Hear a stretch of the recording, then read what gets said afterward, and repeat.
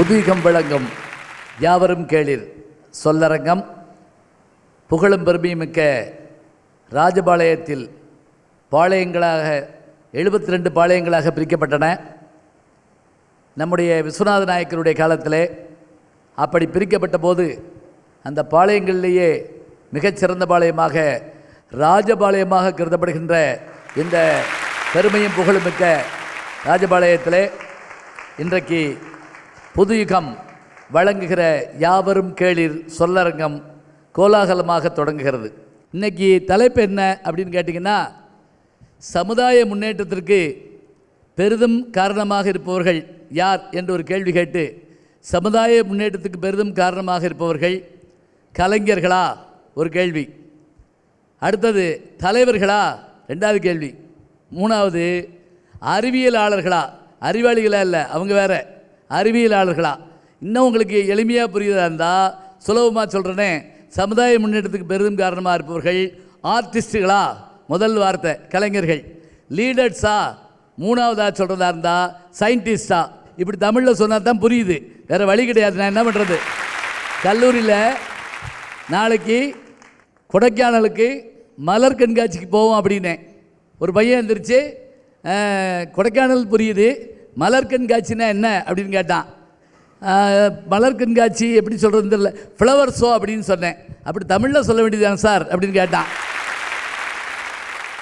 அதாவது மலர் கண்காட்சி புரியாதான், ஃப்ளவர் ஷோன்னா புரியுது. இதெல்லாம் நம்ம பார்த்துட்டு இருக்கிறோம். அதனால் நல்ல விஷயங்கள் எல்லாம் பேசுவதற்காக இங்கே இந்த 3 தலைப்பு எடுத்திருக்கிறாங்க. நம் ஊரில், உங்கள் ஊரில், என் ஊரில், நம் நாட்டில் இருக்கின்ற வளர்ந்து வருகின்ற இந்த இளைய சமுதாயத்தை உலகிற்கு அறிமுகப்படுத்த வேண்டும் என்பதற்காகத்தான் புதுயுகம் தன்னுடைய பெருமுயற்சியாக இதை செய்கிறது. இந்த தலைப்பில் மிக அருமையாக பேச இருக்கிறாங்க. சந்தோஷமாக ஒரு விஷயத்தை நம்ம அரங்கேற்றம் பண்ணணும். ராஜபாளையத்துக்கு இந்த பெருமையை நான் ஏன் சொல்கிறேன் அப்படின்னா, பெரும் பெரும் மேதைகள், பெரிய ஞானிகள், பெரும் தலைவர்கள், இந்த 3 தலைப்புக்குரியவங்களும் இங்கே இந்த ஊரில் இருக்காங்க. அதுதான் பெரிய ஆச்சரியம். இந்த 3 தலைப்பு, கலைஞர்களா, தலைவர்களா, அதே போல் அறிவியலாளர்களா, இந்த 3 பேரும் ராஜபாளையத்தில் பலர் இருக்காங்க. அவ்வளோதான் பேச்சாளர்கள் சொல்லுவாங்க, நான் சொல்லிடக்கூடாது, ஏன்னா அது அவர்களுக்கு தயார் பண்ண பாயிண்ட் பாவம். அதனால் அவங்க சொல்லட்டும். இதைத்தான் இப்போ இவங்க பேச இருக்கிறாங்க. பொதுவாக ஒரு சமுதாயம் யாரால் முன்னேறும் அப்படின்னு ஒரு கேள்வி கேட்டால், கலை என்பது என்ன? கலைன்னா இப்போ நீங்கள் ஒரு சாதாரண விஷயத்தை கூட அதை வேறு மாதிரி சொல்லி காமிச்சா நல்லாயிருக்கும். ஒரு சின்ன உதாரணம் சொல்கிறேன். பேரறிஞர் அண்ணா அவர்கள் ஒரு நாடகம் போடுறார். அந்த நாடகத்துக்கு தந்தை பெரியார் உட்கார்ந்துருக்கிறார். அந்த நாடகத்தில் ஒருத்தர் அண்ணா ஜமீன்தாராக இருக்கார். வேலைக்காரன் கூப்பிடுறாரு, டேய் இங்கே வாடா அப்படிங்கிறாரு. வேலைக்காரன் வேகமாக ஓடி வர்றான் அங்கேருந்து. என்ன முதலாளி அப்படிங்கிறான், என்ன ஜமா அப்படிங்கிறான். இந்த காலை தூக்கி மேலே வை அப்படிங்கிறாரு. அப்படின்னு என்ன தெரியுமா? என் காலை கூட நானாக தூக்கி வைக்க மாட்டேன், நீ அதுக்கு இருக்கணும். சரி, அது தூக்கி வைக்கிறான். அடுத்து, நீ காலை தூக்கி நடராஜர் நிற்பார்ல சிதம்பரத்தில், அது மாதிரி நில்லு அப்படிங்கிறாரு. யார்? பண்ணையார். உடனே அந்த வேலைக்காரன் இடுப்பில் துண்டை கட்டிக்கிட்டு காலை அப்படி வச்சு அப்படி நிற்கிறான். உடனே எஜமா நல்லா இருக்கான், நல்லா இருக்குடா, நில்றா அப்படியே. போதுமா எஜமா? ஏய் நில்றா எஜமா, கால் வலிக்குது அப்படிமா. ஏய் என்னடா, அவர் தில்லையம்பலத்தில் எவ்வளோ காலம் நிற்கிறாரு, நில்றா நீ. அவன் உடனே அழுதுகிட்டே சொல்லுவான், அவர் கல்லுக, நான் மனுஷன் அப்படிமா. கீழே கைதட்டு பின்னுறாங்க. பெரியார் வந்து சொன்னாரா, அட பாவிகளா, இதைத்தான்டா நானும் சொன்னேன். நான் சொன்னப்போ என்னை வந்தாங்க எல்லாரும், அது கல்லுன்னு நான் சொன்னால் என்னை வந்தாங்க. அப்போ தெரியுதா, எதுவாக இருந்தாலும் கலை வடிவத்தில் சொல்லப்படுகிற போது அதற்கான தனி மரியாதை இருக்கிறது. ஏனென்றால் நல்ல கலைகளை நாட்டுக்கு தந்தவர்கள், பேச்சுக்கலையை தந்தவர் யார் என்றால் அண்ணா அவர்கள். அதே போல் நாடகக்கலையை தந்தவர்கள். நல்ல கலை உணர்வு வேணும்.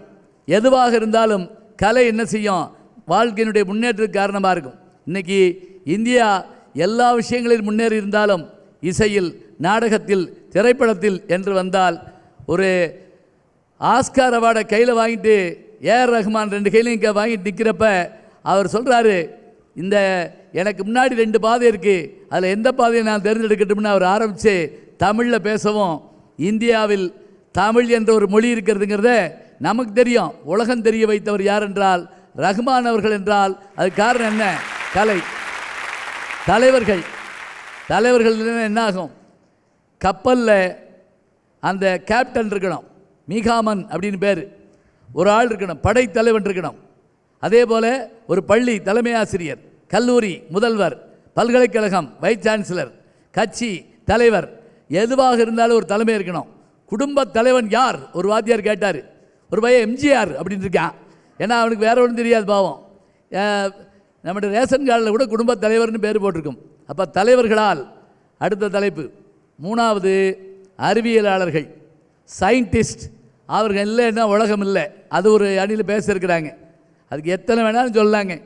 ஆனால் மனுஷன் கண்டுபிடிச்ச அறிவியல் கருவியிலேயே பெருசு எதுன்னு கேட்டிங்கன்னா, ஒன்று நெருப்பில் எல்லாம் வேகும்னு அவனுக்கு தெரிஞ்சது. அடுத்தது சக்கரத்தை கண்டுபிடிச்சா பாருங்க, அந்த சக்கரம் தான் அறிவியலே பெரிய சிறந்த அறிவியல் கருவிம்பாங்க. என்ன ஆதாரம்னா, விஸ்வபரமாத்மா கையில் வச்சுருக்காரு மட்டும் இல்லைங்க, உருள்ற எந்த பொருளுக்கும் சக்கரம் இல்லாமல் நடக்காது. கை கடியாரம் கட்டியிருக்கோம், அந்த கடியாரத்தில் கூட சக்கரம் உண்டு, காலச்சக்கரம் அப்படின்னா. அப்போ ஓரிடம் தனிலே நில்லாத உலகிலே உருண்டோடிடும் படம் காசனும் உருவமான பொருளேன்னு ஒரு பாட்டு வரும். அப்போ அப்படி உருண்டு கொண்டே இருப்பது, காலம் சுழன்று கொண்டே இருக்கிறது. இந்த சக்கரம் ஒரு அறிவியல் கண்டுபிடிப்பு. இதெல்லாம் நமக்கு தந்தவர்கள் அறிவியலாளர்கள். இப்போ யாரால் சமுதாயம் முன்னேறி இருக்கிறது, இந்த 3 தலைப்புகளில் இங்கே பேச இருக்கிறாங்க. யாவரும் கேளீர், புதியுகம் விளங்கும் சொல்லரங்கம் இதோ உங்கள் முன்னால்.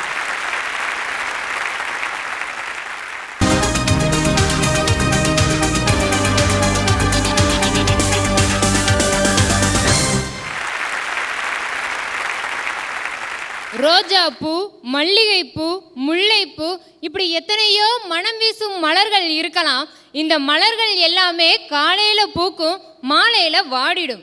ஆனா இந்த மனம் வீசும் மலர்களை விட மக்களோட மானத்தை காக்கிற எங்க ராஜபாளைய பருத்திப்பூவின் வாசனையோட பருத்திப்பூ எங்க மக்களின் நேசத்தோட இங்க பேச வந்திருக்கேன்யா. ஐயா, பசங்க தூக்கி விடுறது சட்ட காலர, இந்த சமுதாயத்தை தூக்கி விடுறது எங்க அறிவியலாளரு. இன்னைக்கு நம்மளுக்கே தெரியும், சமுதாயத்துல மக்கள் தொகை அதிகரிச்சிருச்சு. விவசாயம் செய்ய நிலமும் இல்ல, விவசாயம் பண்றதுக்கு ஆளும் இல்ல. இப்படி மக்கள் எல்லாம் மெண்டல் பிடிச்சு அலையும் போது எங்க அறிவியலாளர் கண்டுபிடிச்ச கிரிகர் ஜோகன் மெண்டல்ங்கிறவர் கண்டுபிடிச்ச கலப்பின தாவர வகை தானே இன்னைக்கு பயன்பட்டு இருக்கு. அந்த கலப்பின தாவர வகை எப்படி இருக்கும்னா, மேல தக்காளியும் கீழே உருளைக்கிழங்கும் இருக்குமாயா. ஒரே செடியிலையா? ஒரே செடியில மேல தக்காளியும் கீழே உருளைக்கிழங்கும் இருக்குமா. செடியவே பிடிச்சி குழம்பு வச்சிடலாமே அப்படியே. தக்காளி ரசமும் உருளைக்கிழங்கு சாம்பாரும் சேர்ந்த மாதிரி. இதுக்கு எங்க அறிவியலாளர் சூத்திரத்தையும் கண்டுபிடிச்சிருக்காரு. பொட்டேட்டோ பிளஸ் டொமேட்டோ பொமேட்டோ நான் கண்டுபிடிச்சிருக்காருயா. என்னமா சொன்னீங்க? பொட்டேட்டோ பிளஸ் டொமேட்டோ பொமேட்டோ அப்படி கண்டுபிடிச்சிருக்காரு. பொமேட்டோ பொமேட்டோ. அதான் இந்த காஃபி டீ ஏரியா அப்படின்னு வச்சு கேஃபிடீரியா அப்படிங்கிறா. Coffee tea area cafeteria. அதே மாதிரி கார் போய் நிற்கிற இடம் இருக்கு இல்லையா, அது ஹோட்டல் இருக்கிற இடம் தான். ஆனால் அது ஹோட்டல்னு சொல்லாமல் மோட்டல் அப்படிங்கிறா. மூவாகி போய் நிற்கிறமா அதுக்காக. சொல்லுங்க. இன்னைக்கு விவசாயத்துறையில மட்டுமல்ல ஒட்டுமொத்த சமுதாயத்துமே முன்னேற்றத்தை எங்க அறிவியலாளர் தான் பேச வந்திருக்கேன். சார் ரபாஸ் பெண்கள்கிட்ட போறது கடலை, நாங்க இன்னும் அதை விடல. என் ஃப்ரெண்டு பேரு சொல்லல, அவன் சொன்னா மாப்பிள்ளை எடுத்து பேசு கலை, அதுக்கு ஏதுடா மாப்பிள்ளை விலைனா. அதனாலதான் இந்த சமூக முன்னேற்றத்திற்கு அதிகம் காரணமா இருப்பது கலைஞர்களே கலைஞர்களே கலைஞர்களேன்னு சொல்லி பேச வந்திருக்கேன். நான் கூட கடலை தான் பேச வந்திருக்கீங்களான்னு நினைச்சானு. கலைஞர்களேன்னு பேச வந்திருக்கீங்களா? ஆமா சார். கடலை சுடலை என்னென்னமோ அடிக்கிறீங்களா ஐயா? ஐயா இன்னைக்கு கலையிலே சிறந்த கலை என்னன்னு பார்த்தா நாம பேசி மற்றவங்களை சிரிக்க வைக்கிறதா இன்னைக்கு கலையிலே சிறந்த கலை. அப்படிப்பட்ட நகைச்சுவை கலைஞர்கள் இருக்கிறதுனால தான் நம்ம வாழ்க்கையில் இன்னைக்கு பல பேரோட மன அழுத்தம் வந்து நீங்குது. சார்லி சாப்ளின் மிக அருமையான நகைச்சுவை கலைஞன். சார்லி சாப்ளின் வந்து ஒரு மேடையில் வச்சு ஒரு நகைச்சுவை சொல்றாரு. சொன்ன உடனே அரங்கத்தில் இருக்க எல்லாரும் நல்லா சிரிக்கிறாங்க. அதே நகைச்சுவை 2வது தடவை சொல்றாரு, சிரிக்கிறாங்க. 3வது தடவை சொல்றாரு, சிரிக்கிறாங்க. 4வது தடவை சொல்லும்போது அரங்கமே அமைதியா இருக்கு. அப்ப அமைதியா இருந்த அரங்கத்தை பார்த்து சார்லி சாப்ளின் கேட்டாராம், ஒரு நகைச்சுவையே திரும்ப திரும்ப சொல்லும்போது இப்படி ரசிக்க மாட்டேங்கிறீங்களே, ஆனா வாழ்நாளில் ஏற்படுற சின்ன சின்ன துன்பங்களை நினைச்சு ஏன் வாழ்க்கை முழுக்க கஷ்டப்படுறீங்க? மக்களை சிந்திக்க வச்ச கலைஞன் எங்கள் நகைச்சுவை கலைஞன் மட்டுமே. இந்த சமூக முன்னேற்றத்திற்கு அதிகம் காரணமாக இருப்பது கலைஞர்களே கலைஞர்களே கலைஞர்களேன்னு சொல்லி பேச வந்திருக்கேன். அதாவது நகைச்சுவை கூட 4வது தடவை வெறுத்து போகுது. ஆனால் வாழ்நாளில் ஒரே ஒரு சம்பவம் ஏதாவது நிகழ்ந்தா அதை சொல்லி சொல்லி சொல்லி என்ன செய்யணும், கேட்டுவிட்டானியா, ஒரு கேள்வி கேட்டுவிட்டாயா, இனிமேலாம் எதுக்கியா இருக்கணும். இப்படியே 30 வருஷமாக சொல்லுவாங்க. கேட்டால் போட்டு சரி, 4 நாள் கவலைப்படலாம், 5 நாள் கவலைப்படலாம். கவலைப்படுவதையே வாழ்க்கையாக வைத்துக் கொள்ளக்கூடாது. ஐயா நான் இன்னைக்கு பேசக்கூடியவர் நல்லவர் வல்லவர் பெருமை மிக்கவர்னு கூட சொல்லலாம். ஆனால் இந்த சொல்லலாம் அவருக்கு ஈடாகாது. யாருக்கும் தீங்கின்றி வாழ்பவர் மனிதர், ஊருக்கே வாழ்ந்து உயர்ந்தவர் புனிதர். அந்த புனிதரை பற்றி தாங்க இன்னைக்கு நான் பேச வந்திருக்கேன். 1898 பூசப்பாடி குடும்பத்தில் பிறந்தாரு. அகில இந்திய கதர் வாரியத்தை தொடங்கினாரு. ஏழை எளிய மக்களுக்காக சொந்த வீட்டையே அர்ப்பணிச்சாரு. அது மட்டும் இல்லைங்க, இவ்வளோ ஏன் இந்த ராஜபாளத்தை ஊராட்சியா இருந்ததை நகராட்சியா மாத்தினதே அவர் தாங்க. அவர் வேற யாரும் இல்லைங்க, இந்த ராஜபாளத்தில் பிறந்த முன்னாள் முதலமைச்சர் PS குமாரசாமி ராஜா பத்தி பேச. இதுல இருந்தே தெரியலையாங்க, சமுதாயத்தை முன்னேற்றுவது தலைவர்கள் தான் அப்படின்னு சொல்லி நான் பேச வந்திருக்கேங்கய்யா.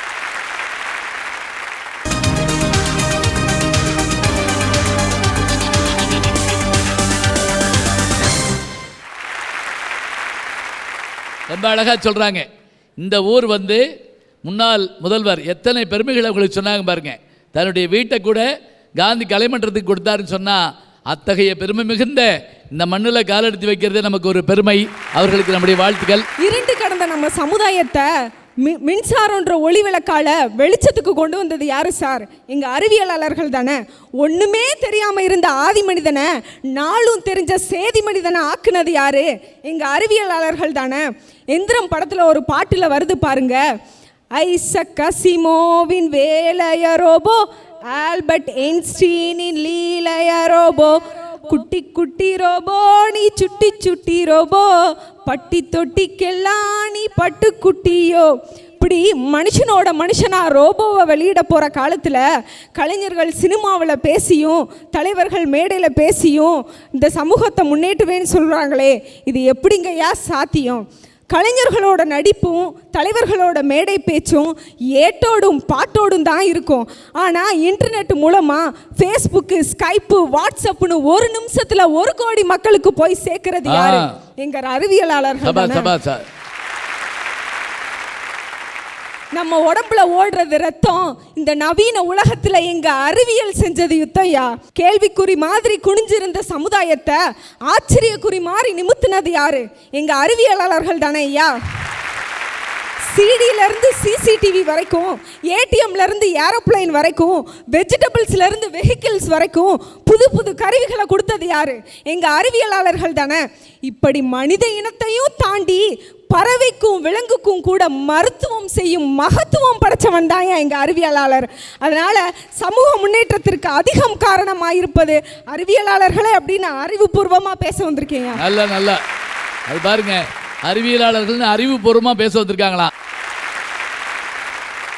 தூங்கும் புலிகை பறை கொண்டு எழுப்புவோம், தூய தமிழனை கலை கொண்டு எழுப்புவோம்.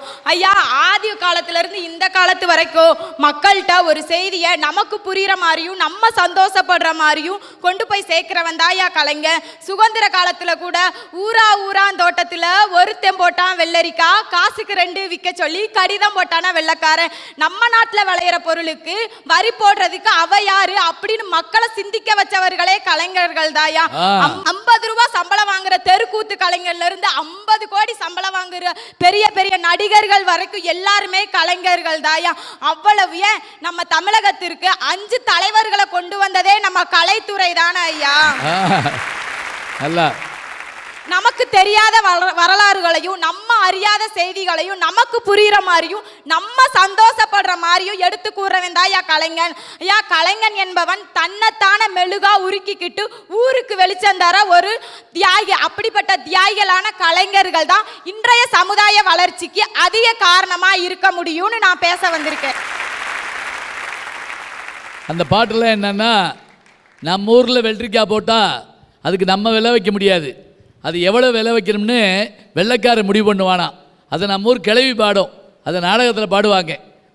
அந்த இடத்துல ஒருத்தன் போட்டால் வெள்ளரிக்காய், காசுக்கு 2 விற்க சொல்லி கடிதாசு போட்டால் வெள்ளைக்காரன்.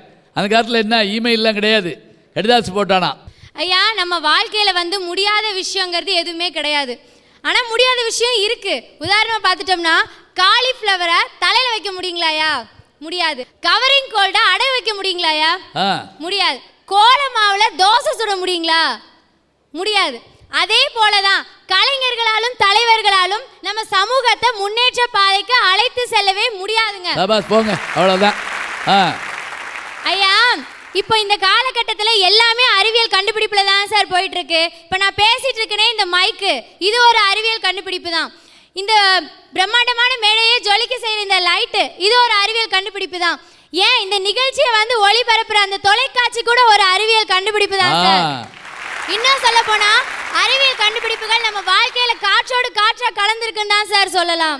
நல்லா கேளுங்க. இப்ப மைக்கை கண்டுபிடிச்சது ஒரு மாபெரும் நாடக கலைஞர், அல்லது ஒரு கேமராவை கண்டுபிடிச்சது எங்க ஊர் தலைவர், பஞ்சாயத்து போர்டு தலைவர். சொல்லுவீங்களா? ஒரு வாத்தியார் கேட்டாராம், சைக்கிளை கண்டுபிடித்தவர் யார்? சுப்பையா அப்படின்னு இருக்கான். எப்படிதான் இருக்கேன், என் காணா போன சைக்கிளை அவர் தான் கண்டுபிடிச்சு கொடுத்தாரு அப்படின்னு இருக்கான். இப்படி சொன்னா என்ன அர்த்தம்? ஐயா, தலைவர்களோட பேச்சை ஏற்றுக்கொள்ளாதவங்களும் சில மக்கள் இருக்காங்க, கலைஞர்களோட நடிப்பையும் ரசிக்காத மக்களும் இருக்காங்க. ஆனா அறிவியல் கண்டுபிடிப்பை பயன்படுத்தாத மக்கள் யாராவது இருக்காங்களாயா? நல்லா கேளுங்க. எனக்கு லைட் வேணாம், எனக்கு மைக்கு வேணாம், எனக்கு செல்லு வேணாம் சொல்லுவீங்களா? இந்த தலைவர் வேணான்னு சொல்லுவீங்க. அந்த கலைஞர் அவன் நடிக்கவாயா சரியா கொள்றான் சொல்லுவீங்க. ஆனா விஞ்ஞானத்தை நீங்கள் விளக்க முடியாது. அருமமா, சமூக முன்னேற்றத்திற்கு காரணம் இப்ப அறிவியல் கண்டுபிடிப்பு தான் சார். அந்த அறிவியல் கண்டுபிடிப்பு சும்மாவா வந்துச்சு? எங்க அறிவியலாளர்கள் கண்டுபிடிக்க போய் தானே சார் அந்த அறிவியல் கண்டுபிடிப்பே வந்துச்சு. எனவே சமூகத்தின் முன்னேற்றத்திற்கு காரணம் முழுக்க முழுக்க அறிவியலாளர்களே என்று நான் பேச வந்திருக்கேன் சார்.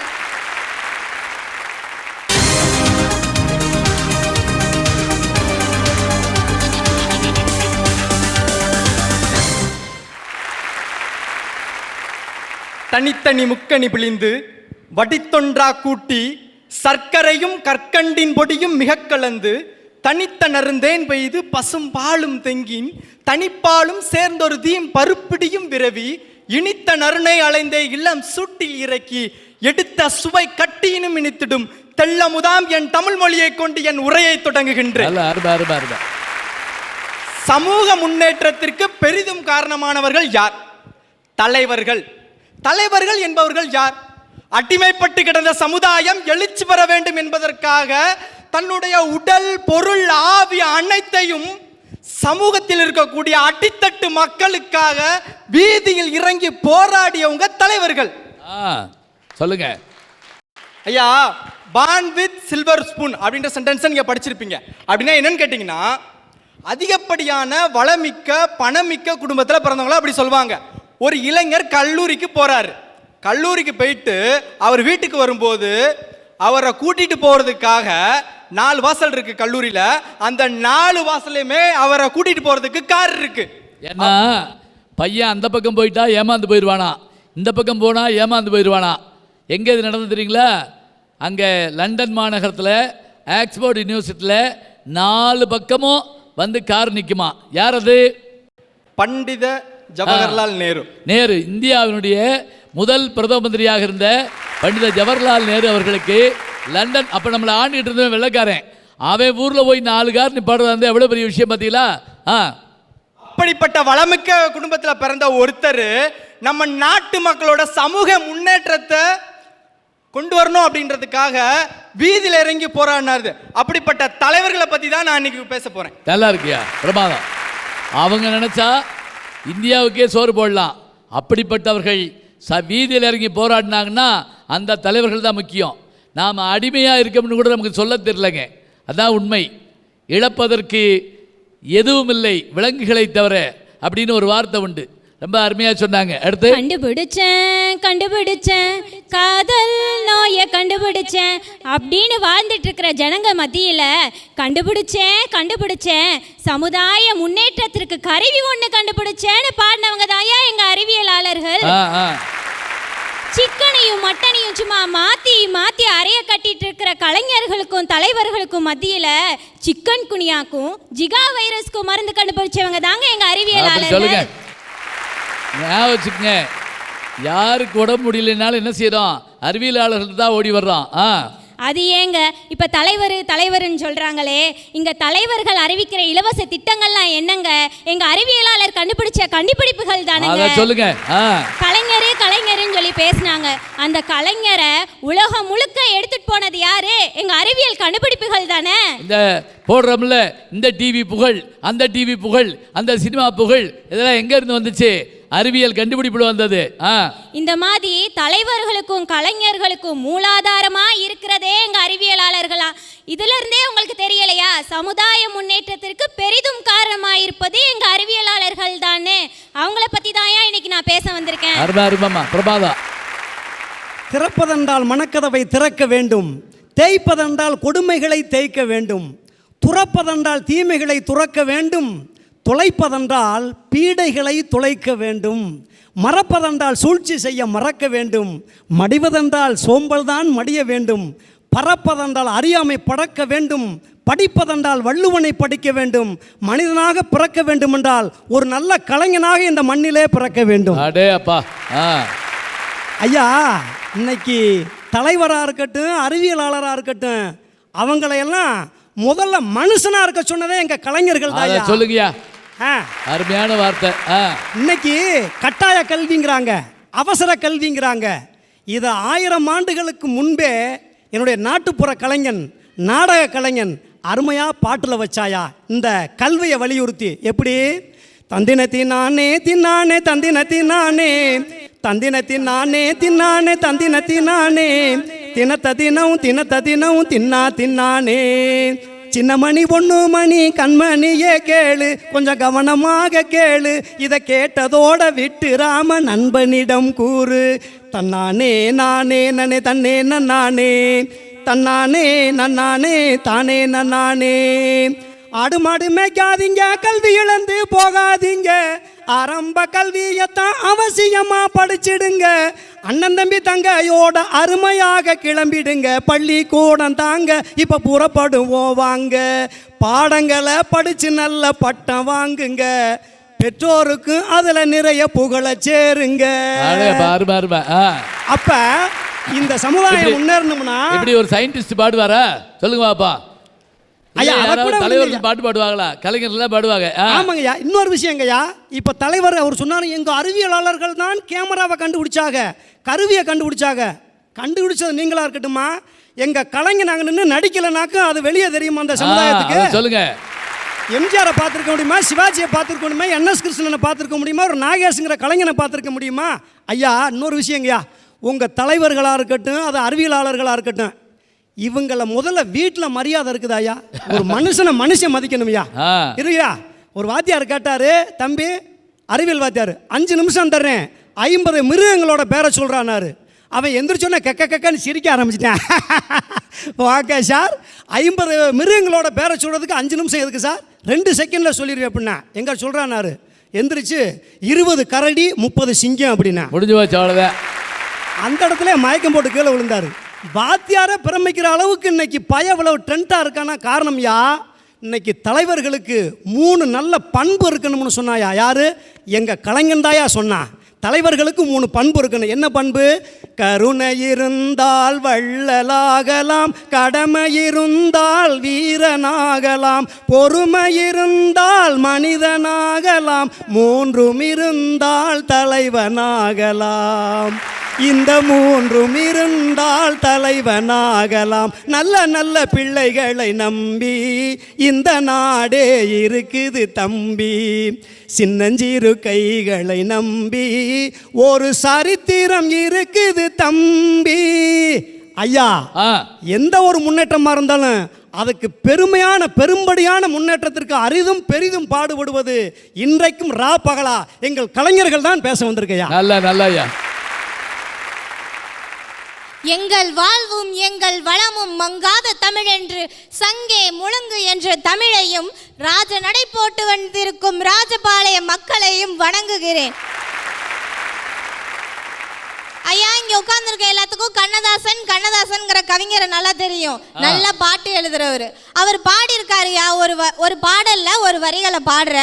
மானம் பெரியதென்று வாழும் மனிதர்களை மான் என்று சொல்வதில்லையா, தன்னை தானும் அறிந்து கொண்டு ஊரிற்கு சொல்பவர்கள் தலைவர்கள் ஆவதில்லையா. இதுல இருந்து என்னங்கய்யா தெரியுது?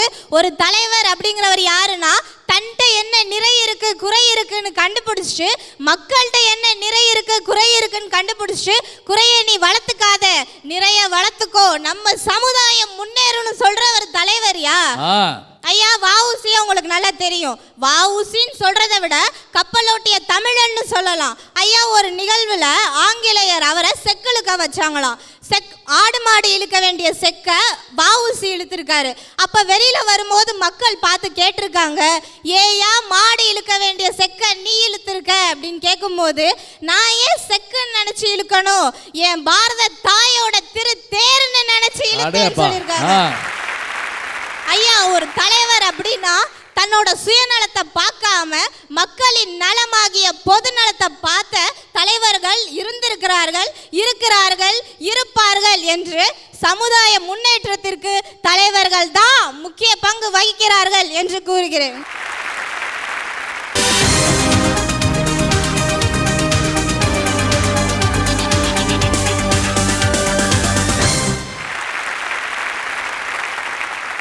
மானம் பெரியதென்று வாழும் மனிதர்களை மான் என்று சொல்லுவதில்லையா, தன்னை தானும் அறிந்து கொண்டு ஊருக்கு சொல்பவர்கள் தலைவர்கள் ஆவதில்லையா.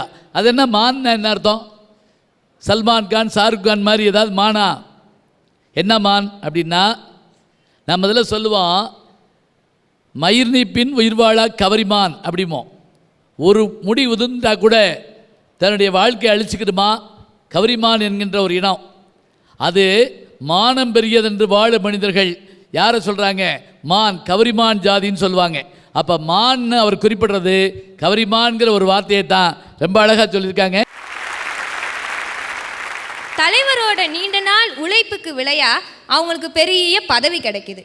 அதே மாதிரி கலைஞர்களோட நீண்ட நாள் உழைப்புக்கு விலையா அவங்களுக்கு பெரிய புகழ் கிடைக்குது, நிறைய மரியாதை கிடைக்குது, அதோடு அவங்களுக்கு நிறைய சம்பளம் கிடைக்குது. கூடவே இந்த பத்மஸ்ரீ, பத்மபூஷன் இந்த மாதிரியான பெரிய விருதுகளும் கிடைக்குது. இதே மாதிரி தாங்க அறிவியலாளர்களோட நீண்ட நாள் உழைப்புக்கு விலையா அவங்களுக்கு என்ன சார் கிடைக்குது? நல்லா கேளுங்க, இதுதான் உண்மை.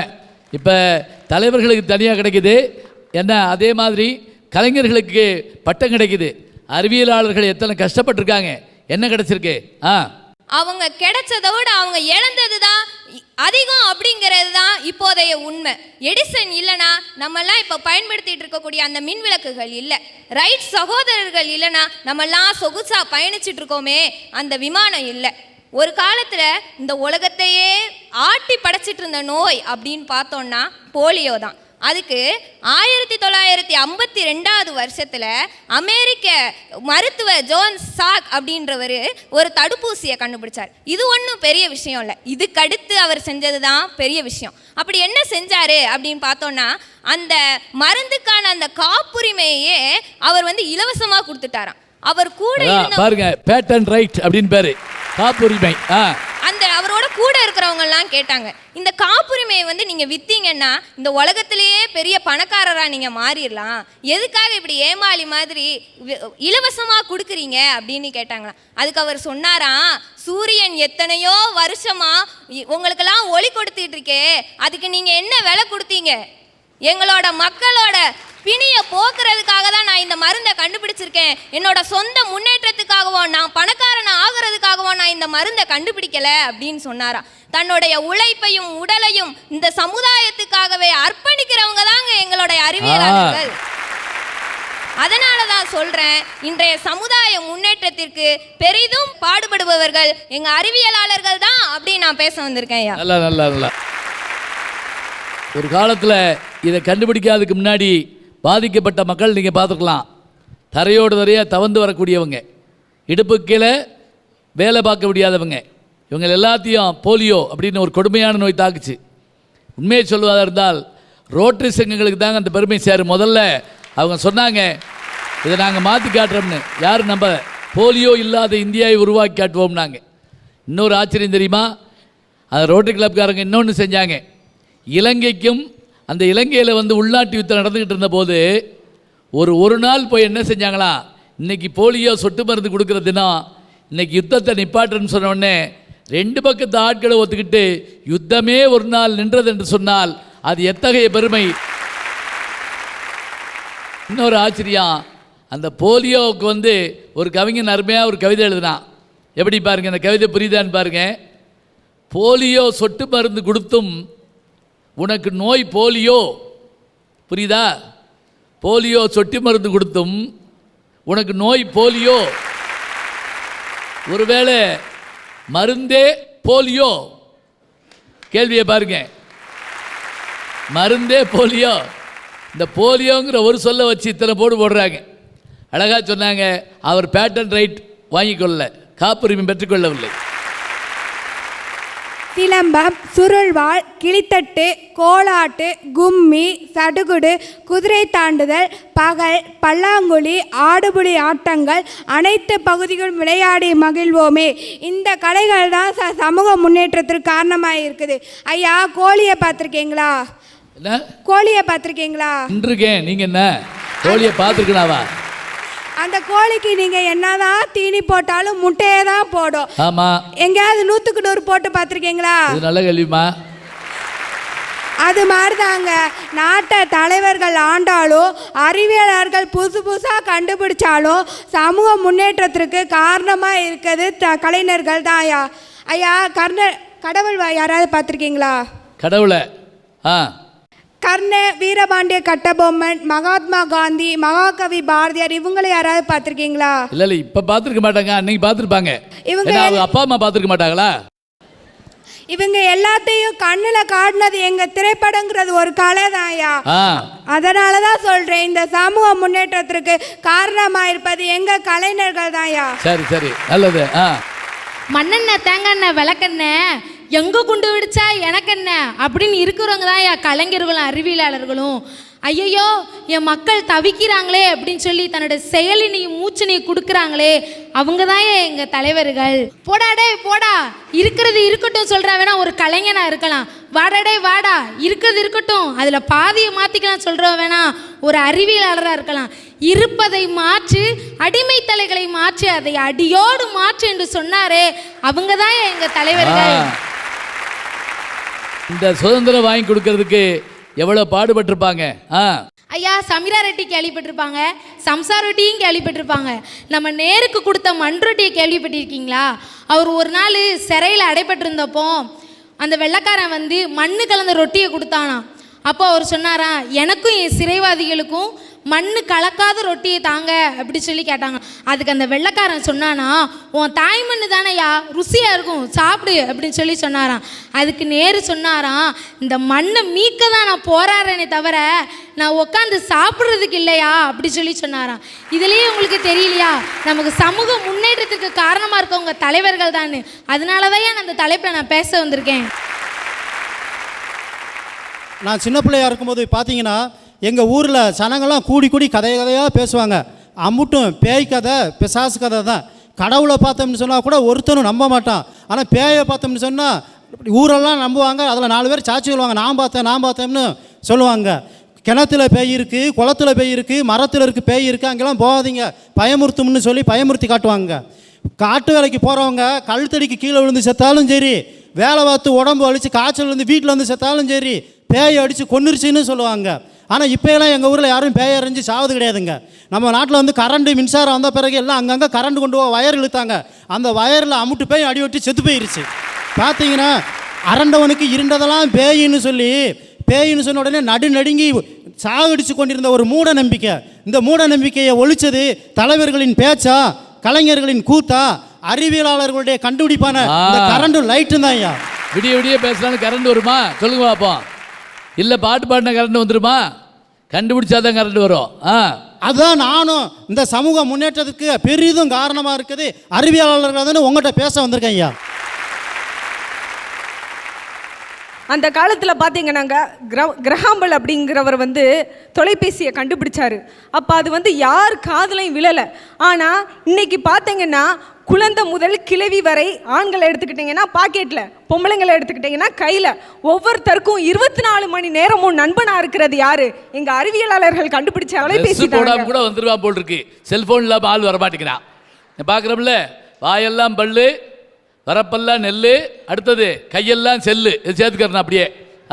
அந்த காலத்தில் பார்த்தீங்கன்னாயா 4-5 மணிக்கெலாம் வந்து சேவல் கூவும். இப்போ ஃபுல்லாக பிராய்லர் கோழி. சேவல் எங்கிட்டு கூவும்? எங்கள் செல்ஃபோனுன்ற அறிவியல் சாதனம் மட்டும் இல்லைன்னா அன்னைக்கு அவனுக்கு அந்த நாளே போராட்டம் ஆயிடுதுன்னு சொல்ல வரேன். அதனால் அறிவியலாளர்கள் தான் வந்து சமூகத்தில் முழு பங்கு வைக்கிறாங்க. வள்ளுவன் அன்னைக்கே அதை சொன்னான் பாருங்க, நாடு என்ப நாடா வளர்த்தன நாடல்ல, நாட வளம் தரும் நாடு எந்த நாடோ அந்த நாடு தான் உயர்ந்த நாடு என்று. அதாவது ரொம்ப கஷ்டப்பட்டு வருத்தப்பட்டு உயிரை கொடுத்து உருவாக்குற நாடு வந்து நல்ல நாடு கிடையாதுங்க. மக்களோட அழுப்பை குறைச்சி காட்டினது வந்து எங்கள் அறிவியலாளர்கள் தான். அம்மிக்கல்லையும் ஆட்டுக்கல்லையும் ஆட்டி கை காய்ச்சி போன பெண் சமுதாயத்திற்கும், ஏர் இறைச்சும் நீர் உழுதும் கை காய்ச்சி போன ஆண் சமுதாயத்திற்கும் ஆக்கத்தையும் ஊக்கத்தையும் கொடுத்தது யாருங்க? எங்கள் அறிவியலாளர்கள் தானுங்க. இவங்க விஞ்ஞானத்தில் ரொம்ப சிறப்பாக விஞ்ஞானத்தில் வந்து பொண்ணு செல்ஃபோனுங்க. இப்போ ரொம்ப பேருக்கு அதுக்கு செல்ஃபோன்னு பேர் இல்லைங்க, லொல் ஃபோன்னு பேரை வச்சுருக்காங்க. அதுக்கு பேர் அலைபேசி இல்லையா, டிலைபேசியா. கைபேசின்னு ஒன்று சொல்கிறேன், அது கைபேசி இல்லை, அதுக்கு பேர் பொய்பேசி. பொய்யா பேசுகிறாயா. இது இவங்க விஞ்ஞானம் தந்த ஒரு மிகப்பெரிய சாதனை. இப்போ பாரா ஒலிம்பிக்ல மாரியப்பன் விருது பெற்றது மதுரை முதல் மாங்குடி வரை தெரிகிறது என்றால் எங்கள் ஃபேஸ்புக்கும் ஸ்கைப்பும் வாட்ஸ்அப்பும் தானங்க தெரியப்படுத்துது முழுக்க.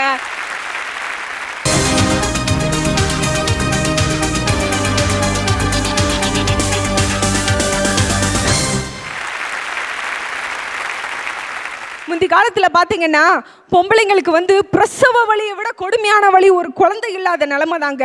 அவங்க வந்து பிரசவ வலியை விட கொடுமையாக நினைப்பாங்க, மலடின்னு சொல்லுவாங்க. ஆனால் இப்போ பார்த்தீங்கன்னா புதிய கருத்திருத்தல் மூலமாக எங்கள் அறிவியலாளர்கள் வந்து ஒரு குழந்தையை, கடவுள் தாங்க ஒரு உயிரை வந்து உருவாக்க முடியும்.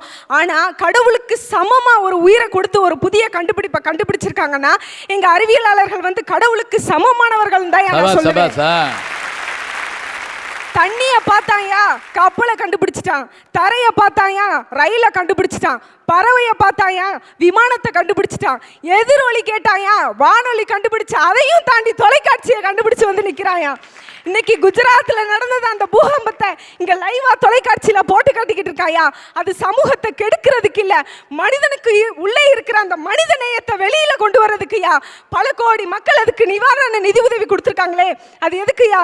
எங்கள் அறிவியலால் தான் ஃபுல்லாக சமூகம் முன்னேறி இருக்குன்னு சொல்ல வருவேன். முந்தி பார்த்தீங்கன்னா போஸ்ட் இருக்கும், அதுக்கப்புறம் வந்தது தந்தி பேப்பர். இன்னைக்கு எங்கள் தந்தி பேப்பருக்கே தந்தி கொடுப்பது எங்கள் இன்டர்நெட் தானு சொல்ல வரேன். அன்னைக்கு வள்ளுவன் சொன்னான் பாருங்க, ஒரு நண்பனை கூட நீங்க ஆராய்ஞ்சு தான் செலக்ட் பண்ண வேணும், ஒரு நூலை கூட நீங்க ஆராய்ஞ்சு தான் தேர்ந்தெடுக்க வேணும்னு. அப்படி இந்த ஆராய்ச்சி மட்டும் இல்லைன்னா நம்ம சமுதாயம் மூடப்பழக்க வழக்கத்திற்கும் முட்டாள்தனத்திற்கும் கேலி பேச்சுக்கும் தான் அடிமையா இருக்கும்னு ஆணித்தனமா கூறுறீங்க. அதனால இந்த நம்ம சமூக முன்னேற்றத்திற்கு அதிகம் காரணமா இருப்பது அறிவியலாளர்களே, அறிவியலாளர்களே, அறிவியலாளர்களே. நல்ல விஷயத்தை சொல்கிறாங்க. இவங்கெல்லாம் இல்லைன்னா என்ன இருக்கும்? அதான் ஒரு வாத்தியார் கேட்டார், டெலிஃபோனை கண்டுபிடித்தது யார் அப்படின்னு கேட்டிருக்காரு. ஒரு பையன் எந்திரிச்சு காலிங் பெல் அப்படின்னு இருக்கான். Calling Bella? Sorry sir, Graham bell, 5 mark வாங்கிக்கோ அப்படின்ட்டாரா 10 மார்க்குக்கு. அப்போ இவர்களெல்லாம் இல்லைன்னா என்ன இருக்கும்? ரொம்ப அழகாக சொல்லியிருக்காங்க. ஆதி மனுஷன் இளதொலையை கட்டிக்கிட்டு இருந்தாயா, அதுக்கு முன்னால் மிருகங்களாக பிறந்த மேனியோட தான் இருந்திருக்கேன், எந்த துணியும் மணி இல்லாமல். அப்புறம் கொஞ்சம் நாகரிகம் வந்த பிறகு மிருகங்களோட தோலை ஆடையாக போட்டேன். அதுக்கப்புறம் கொஞ்சம் நாகரிகம் வந்து டிப்டாப்பாக வந்தேன். 19ஆம் நூற்றாண்டுக்கு பிறகுதாயா இவங்க கண்டுபிடிச்ச அறிவியல், கல்வி எல்லாமே. ஆனால் அதுக்கு முன்னாலேயே இன்னைக்கு இவங்க கண்டுபிடிச்சதெல்லாம் ஆர்வமாக சொன்னாயா எங்கள் கலைஞன். எப்படி தெரியுங்களா? ஆதி மனிதன் கல்லை எடுத்து வேட்டையாடினான், அடுத்த மனிதன் காட்டை அழித்து நாட்டை காட்டினான், மற்றும் ஒருவன் மண்ணில் இறங்கி பொன்னை தேடினான், நேற்று மனிதன் வானில் தனது தேரை ஓட்டினான், இன்று மனிதன் வெண்ணிலாவில் இடத்தை தேடினான், வரும் நாளை மனிதன் 7 உலகை ஆள போகிறான், வரும் நாளை மனிதன் 7 உலகை ஆள போகிறான். ஒன்று எங்கள் ஜாதியே, ஒன்று எங்கள் நீதியே, உழைக்கும் மக்கள் யாவரும் ஒருவர் பெற்ற மக்களே, உழைக்கும் மக்கள் யாவரும் ஒருவர் பெற்ற மக்களே.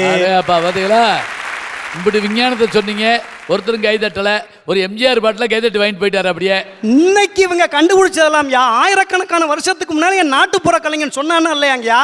ஐயா, இன்னைக்கு உங்க தலைவர்கள், உங்க ஆராய்ச்சியாளர்கள குடும்பம் எப்படி இருக்குது? நாட்டுக்கு கண்டுபிடிச்சிங்க தாமஸ் ஆல்வா எடிசன். எத்தனையோ உலகங்களை போட்டு எரிய வைக்கிற, கடைசியில் ஒரு ராத்திரி எரிய வச்சுட்டாரு. போய் சம்சாரத்தை எழுப்பி இந்த வாரு அந்த டங்ஸ்டன் இலை எரிய வச்சு படியா எரிய வச்சு விட்ட. இப்போ என்ன அதுக்கு எரிய வச்சுன்னு தூக்கியா கொடுக்க போகிறாங்க? போய் பேசாமல் தூங்கு, தூக்கத்தை கெடுத்துக்கிட்டு வீட்டில் இருந்த மரியாதை. ஆனால் இந்த சமுதாய முன்னேற்றத்திற்கு பெரும் பங்கு வகுக்கிறது எதுன்னா, இப்படி அறிவியலாளர்களையும் நம்ம தலைவர்களையும் இன்னைக்கு எதிர்பார்க்குறாங்க. சார் அப்துல் கலாம் என்னையா சொன்னாங்க? எப்படியாவது நாடு வல்லரசாகணும். இந்த வல்லரசாகணும், நாடு சமூக முன்னேற்றம் பெறதுக்கு நீங்கள் என்ன சொன்னீங்க தலைவர்கள்? இந்த அறிவியலாளர்கள்லாம் என்னன்னா, ஒரு தலைவர் இப்படி தான் ஒரு அம்மா சொன்னிச்சு, நான் இந்த அரசியல் தலைவரை கட்டிக்கிட்டு நான் படுற பாடு அப்படின்ச்சு. ஏண்டி? அவர் வாட்டுக்கு நைட்டு 12 மணிக்கு எந்திரிச்சு, பேரன் மிக்க பெரியோர்களே, தாய்மார்களே, நீங்கள் உங்களோட பொன்னான வாக்குகளை என்கிட்ட இருக்காண்டி அப்படின்னுச்சு. ஏன்னா அவருக்கு பொழப்பே அதுதான். இதாவது தேவலாமையா முடிவெட்டுற கடைக்கு ஒரு தலைவர் வந்தார். முடிவெட்டுற கடையில் சேரில் உட்காந்துன்னு படக்குன்னு முடிவெட்டுறவர் இப்படி துண்டை போத்துனார்ல, படக்குன்னு பாஞ்சுவே கை தட்டுறேன். என்னன்னா துண்டை போத்துனா கை தட்டுறது தொண்டனுடைய வேலை. ஏயா நீ இளைஞர்களுக்கு தலைவர்கள் என்னத்தையா சொல்லி கொடுத்துருக்கியா? வேணாம்யா. சின்ன பிள்ளைகளுக்கு இன்னைக்கு அறிவுள்ள பிள்ளைகளாக இருக்குதுங்க. பிள்ளைய பிறந்த உடனே பிள்ளை அம்மா பிஸ்கட்டு, அம்மா பிஸ்கட்டுங்குது. 1 வயசு ஆனோடனே அம்மா பீஸ் கட்டு, அம்மா பீஸ் கட்டு, மிஸ்ஸு திட்டுது, டையை கட்டு, பெல்ட்டை கட்டு, 2 இட்லியை புட்டு கொட்டுங்குது. இந்த பிள்ளைகளுக்கு எங்கள் கலைஞன் தாயா சொன்னா. என்ன தெரியுமா சொன்னா? நீ நல்லா வளரணும்டா, ஜாதி மதம் இல்லாத சமுதாயத்தை உருவாக்கணும்னு சொல்லி என் கலைஞன் சொன்னாயா. எப்படி தெரியுமா சொன்னா? வானில் நீந்தும் நிலவில் நாளை பள்ளிக்கூடம் நடக்கும், காற்றில் ஏறி பயணம் செல்ல பாதை அங்கே இருக்கும், எங்கும் வாழும் மழலை செல்வம் ஒன்றாய் சேர்ந்து படிக்கும், இல்லை ஜாதி மதமும் இல்லை என்றே பாடி சிரிக்கும், சிரித்து வாழ வேண்டும் பிறர் சிரிக்க வாழ்ந்திடாதே, உழைத்து வாழ வேண்டும் பிறர் உழைப்பில் வாழ்ந்திடாதே, சிக்குமங்கு சிக்குமங்கு சட்டப்பாப்பா. என்னையா எப்படிங்கய்யா? இந்த அற்புதமான கருத்தால எத்தனையோ ஆயிரக்கணக்கான மாணவர்கள் இன்னைக்கு தலை சிறந்த மனுஷனா உருவாயிருக்காயா? இது மட்டுமாயா? அதை விடுங்க.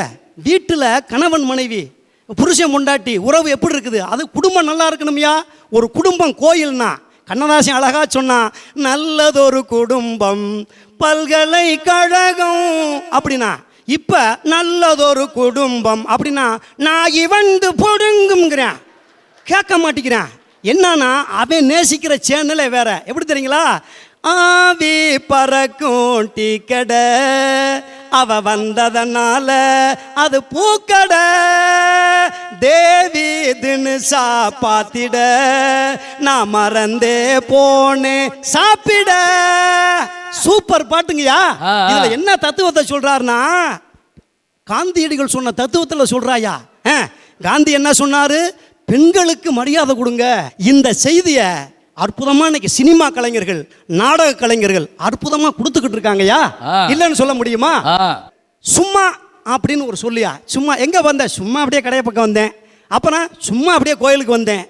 இந்த சும்மாங்கிற சொல்லையா அற்புதமான தனது மாட்டு வண்டி போகாத இடமெல்லாம் தனது பாட்டு வண்டி ஓட்டிய பட்டுக்கோட்டை சொன்னாயா. சும்மா அப்படிங்கிறத வச்சு, சும்மா கிடந்த நிலத்தை கொத்தி சொம்பல் இல்லாமையே நடத்தி, கம்மா கரைய ஒசத்தி கட்டி கரும்பு கொள்ளையில் வாக்கா வெட்டி, சம்பா பயிரை பறிச்சு நட்டு தகுந்த முறையில் தண்ணீர் விட்டு, நெல்லு விளைஞ்சிருக்கு வரப்பும் உள்ள மறைஞ்சிருக்கு, காடு விளைஞ்சன மச்சான் நமக்கு கையங்காலும் தானே மிச்சம், கையங்காலும் தானே மிச்சம்.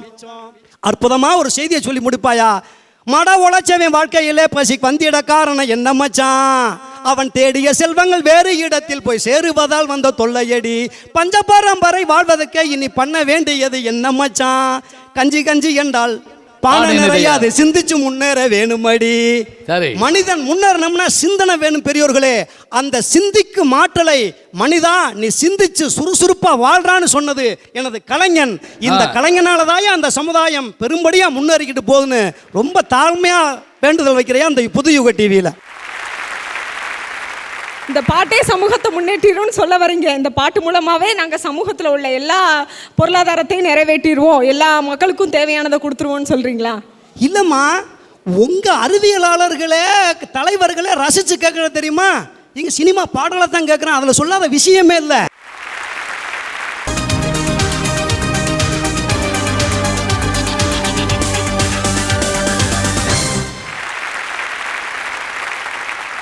காமராஜர் பத்தி நிறைய பேத்துக்கு தெரியும். என்னோட தலைவனோட தாரக மந்திரத்தை கேளுங்களேன். யாம் பெறாத இன்பத்தையும் அனைவரும் பெற வேண்டும். அதான் உண்மை. நான் பெற்றதை கொடுக்கறது பெருசு இல்லை, நான் பெறாததையும் மற்றவர் பெற செய்ய வேண்டும். அவர் 6ஆம் கிளாஸ்க்கு மேலே பெருசாக படிக்கலைங்க. ஆனால் யாரும் படிக்காதவங்க இந்த நாட்டில் இருக்கக்கூடாதுங்கிறத நினைச்ச ஒரு தலைவன் அந்த தலைவன். ஐயா, இன்னைக்கு ஒவ்வொரு 5 கிலோமீட்டர் தூரத்துக்கும் ஒரு பள்ளிக்கூடம் இருக்கு அப்படின்னு காரணம் யாருன்னா எங்க தலைவர் தான் ஐயா. எங்க தலைவர் கல்வி கொடுக்கலனா அறிவியலாளர் ஏது, கலைஞர் தான் ஏது. ஐயா, விவேகானந்தர் பத்தி நம்ம எல்லாத்துக்குமே தெரியும். அவர் சொல்லியிருக்காரு, 100 இளைஞர்களை கொண்டு வாருங்கள், இந்தியாவை மாற்றி காட்டுகிறேன் அப்படின்னு சொல்லியிருக்காரு. அதே கலைஞர்கள் பின்னாடியோ அறிவியலாளர் பின்னாடியோ நம்ம 100 இளைஞர்களை அனுப்ப முடியுமா? அறிவியலாளர் கேட்பான், எப்பா நீ பிசிக்ஸ் படிச்சிருக்கியா, எப்பா நீ கெமிஸ்ட்ரி படிச்சிருக்கியா, எப்பா உனக்கு பயோபிசிக்ஸ் தெரியுமா அப்படின்னு கேட்பான். அதே கலைஞர் பின்னாடி 100 இளைஞர்கள் போனா அவன் கேட்பான், உனக்கு பாட்டு பாட தெரியுமாயா, உனக்கு டான்ஸ் ஆட தெரியுமா அப்படின்னு கேட்பான். அது மட்டும் இல்ல, நாளை பிரபுதேவா நீதான் அப்படின்றான். முடிஞ்சு வச்சு அப்படியே. அதே இளைஞர்களோட சக்தியை மட்டுமே வச்சுட்டு நம்ம நாட்டை முன்னேற்றலாம் அப்படின்னு கொண்டுட்டு போனது யாருங்கய்யா? என்னோட தலைவர்கள் தானே ஐயா. விவேகானந்தர் வந்து அமெரிக்காவுக்கு போயிட்டு புகழ் வாங்கிட்டு வந்த தருணத்துல ஒவ்வொருத்தவங்களும் கூப்பிட்டு விருந்து வச்சிருக்காங்களாம் எங்க விவேகானந்தருக்கு. அப்ப விவேகானந்தர் வந்து ஒரு மாளிகை கொடுத்தோன்னே மெத்தையில தூங்காம கீழே படுத்து கண்ணீர் வழிஞ்சிருக்காரு. இப்போ ஒரு பாடல் சொல்றேன் பாருங்க. பிறர் துன்பம் தன் துன்பம் போல் எண்ணினால் வரலாற்றில் ஓர் தலைவன் உருவாகுவான். ஐயா, மக்கள் என்னோட மக்கள், ஏழை மக்கள் படுற கஷ்டத்துக்கு நான் எதுக்கு மெத்தையில படுத்து உறங்கணும்னு கேள்வி கேட்டாரியா என்னோட தலைவர். ஐயா, இந்த சகோதரி சொன்னாங்க, இப்ப அம்மியும் போயிடுச்சு ஆட்டுக்களும் போயிடுச்சு அப்படின்னு சொல்லியிருக்காங்க. எங்க பாட்டி இன்ன வரையும் பெல்ட் போட்டு நான் பார்த்தது இல்ல. எங்க அத்தை இடுப்புல ஒரு பெல்ட் கழுத்துல ஒரு பெல்ட் மாட்டிட்டு உட்கார்ந்துருக்கு. காரணம் யாரு? இவங்க கண்டுபிடிச்ச அறிவியல் சாதனம் தானே. பாத்தீங்களா அவங்க பாட்டி எவ்வளவு சௌரியமா இருக்கு. விவேகானந்தரோட ஒரு வரி, என் தோல்வியில துவண்டு கிடக்கிற ஒரு இளைஞனுக்கு வருதுன்னா அங்க தோன்றுதியா எங்க இளைஞனோட வெற்றி. என்ன வரிங்க தெரியுமா? விழுமின் எழுமின் இலக்கை அடையும் வரை ஓயா திரும்பின் அப்படிங்கிற வரிகள் ஒரு இளைஞனோட மனசுல வந்துச்சுன்னா அங்க தோன்றுதியா ஒரு வெற்றி. ஐயா இன்னைக்கு கலையை பத்தி ஐயா நல்லா சொன்னாரு, பாடினாரு. ஐயா இன்னைக்கு நான் வரும்போது ஒரு படம் பார்த்துட்டு வந்தேன், நம்ம சிவகார்த்திகேயன் அண்ணன் நடிச்ச படம். அதுல ஒரு பாட்டுங்கய்யா, இந்த பொண்ணுங்களே இப்படித்தான் புரிஞ்சு போச்சுடா அப்படின்னு பாட்டு. நான் கேக்குறேன்யா, பொண்ணுங்களை பத்தி பொண்ணுங்களே புரிஞ்சுக்காத போது கவிஞர்கள் எப்படியா பொண்ணுங்களை பத்தி புரிஞ்சுக்க முடியும்? அடுத்த வரி கேளுங்க, அவ கண்ணு நம்ம கல்லறன்னு தெரிஞ்சு போச்சியா. பெண்கள் அப்படின்னாலே கருவறை அப்படின்றத பொறுத்துட்டு இப்ப கல்லறையா மாறிட்டு இருக்கிறதுக்கு காரணம் யாரையா?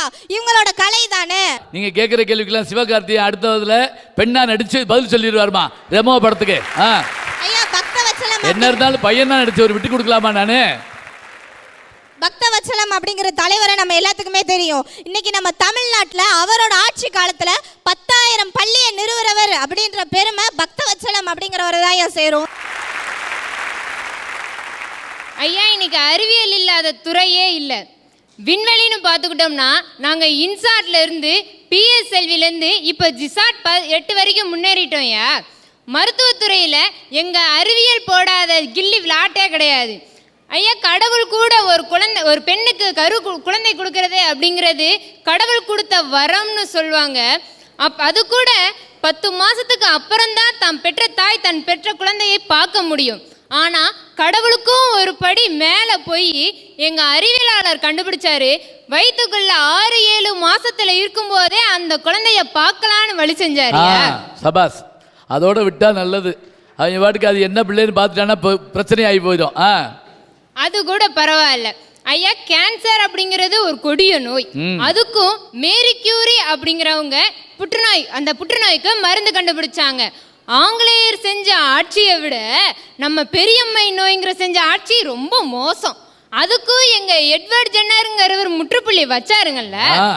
ஐயா இந்த சமுதாயத்துல ஃபிகர் இல்லாதவனை கூட பாத்துடலாம் போல, இந்த சுகர் இல்லாதவனை பார்க்கவே முடியல. அவன் படுற அவஸ்தை இருக்கு. ஐயோ ஐயா சாப்பிட்றதுக்கு எல்லா ஐட்டமுமே இருக்கும், ஆனா எதை சாப்பிடன்னு தெரியாம முழிப்பாரு பாருங்க, பாவமா இருக்கும்.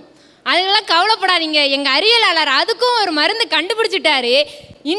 சுகர் பேஷண்ட் எல்லாம் எதை சாப்பிடலாம், இனிப்பு இருக்கும், அதுக்கும் எங்க ஆளு மருந்து கண்டுபிடிச்சு பழங்கள்ல இருந்து எல்லாத்துலயும் சாப்பிடலான்னு கண்டுபிடிச்சிருக்காருங்க.